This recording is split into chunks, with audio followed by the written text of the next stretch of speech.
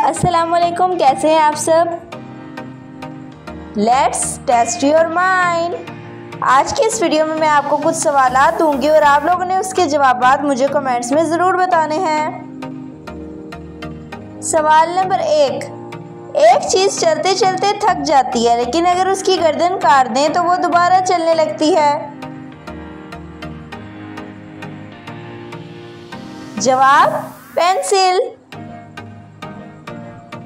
सवाल नंबर 2, वो कौन सी चीज़ है जो पानी में डालने पर भी गीली नहीं होती।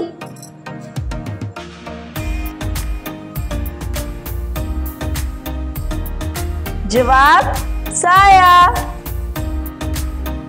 सवाल नंबर 3, वो कौन सी चीज़ है जो खुद कभी हरकत नहीं करती मगर तमाम दुनिया को घुमाती है।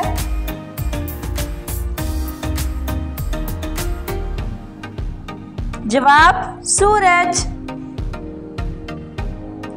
सवाल नंबर 4, वो कौन सी चीज़ है जो जितनी ज़्यादा होती है उतनी कम दिखाई देती है।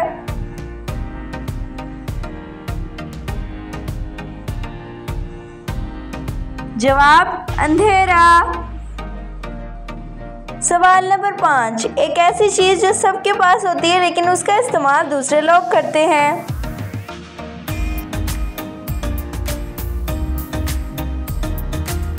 जवाब नाम। Thanks for watching my videos. For more knowledgeable videos, don't forget to like, share and subscribe.